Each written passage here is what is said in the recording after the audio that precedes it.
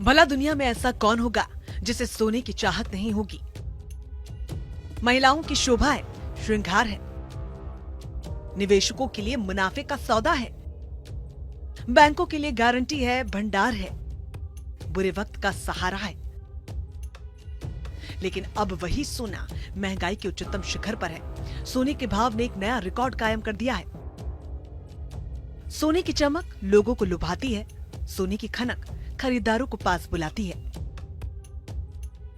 हिंदुस्तान में तो सोने का हर घर से नाता है, अमीर हो या फिर गरीब, जिसकी जैसी हैसियत वो अपनी जेब, जरूरत और चाहत के हिसाब से उतना सोना खरीदता ही है। लेकिन 71,000 रुपए प्रति तोला सोना खरीदना हर किसी के बूते की बात नहीं।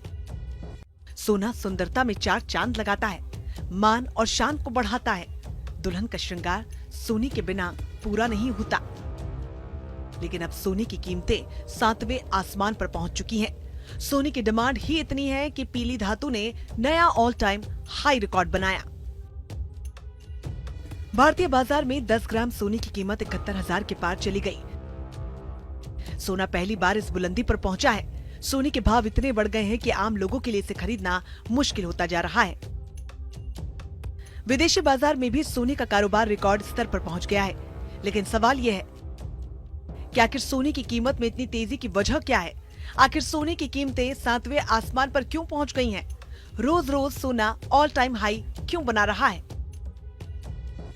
दरअसल कई देशों के सेंट्रल बैंक अपने रिजर्व में सोने का भंडार बढ़ा रहे हैं। भारतीय रिजर्व बैंक और चीन का सेंट्रल बैंक भी इसमें शामिल है। चीन के सेंट्रल बैंक ने फरवरी में 12 टन सोना खरीदा और मार्च में भी ये सिलसिला जारी रहा। आरबीआई ने इस साल करीब 13 टन सोना खरीदा है और उसके पास 817 टन गोल्ड रिजर्व है। अर्थशास्त्रियों के मुताबिक जब करेंसी और इकोनॉमी पर दबाव होता है, तब दुनिया भर के देशों के सेंट्रल बैंक बड़े पैमाने पर सोना खरीदते हैं। इन दिनों अमेरिका, चीन और यूरोप के कई देशों में मंदी की आशंका बनी हुई है। खासतौर पर चीन आर्थिक मोर्चे पर कई तरह की दिक्कतों का सामना कर रहा है। ऐसे में गोल्ड को बेहतर और सुरक्षित विकल्प के तौर पर देखा जा रहा है, जो अर्थव्यवस्था को सहारा दे सकता है। ऐसा माना जाता है कि सोने की कीमतें दुनिया के बाजारों में तब बढ़ती हैं जब डॉलर कमजोर होता है, साथ ही जब दुनिया के किसी हिस्से में अस्थिरता या युद्ध का माहौल होता है। रूस और यूक्रेन के बीच 2 साल से अधिक समय से युद्ध चल रहा है। उधर इजराइल और हमास के बीच भी जंग जारी है। ईरान और इजराइल के बीच तनाव की चिंगारी कब शोले में बदल जाए, ये कहा नहीं जा सकता। युद्ध के हालात में दुनिया के बाजारों में अनिश्चितता का माहौल बना हुआ है, जिसके चलते सोने की मांग बढ़ गई है। सोने में निवेश को सुरक्षित माना जा रहा है, जिसकी वजह से सोने की कीमतें लगातार बढ़ती जा रही हैं। सोने की कीमतें प्रति 10 ग्राम 71,000 के पार पहुंच चुकी हैं। पिछले कुछ समय में सोने के आभूषणों की खरीदारी में कमी आई है। दुनिया के गोल्ड रिजर्व की बात की जाए तो अमेरिका पहले नंबर पर है। उसके खजाने में करीब 8,133 टन सोना है। इसके बाद जर्मनी, इटली, फ्रांस, रूस, चीन, स्विट्जरलैंड और भारत का नंबर आता है। करीब 10 सालों में भारत में सोने की कीमतें 10 गुना तक बढ़ गई हैं। साल 2005 में सोना 7,000 रुपए प्रति 10 ग्राम था।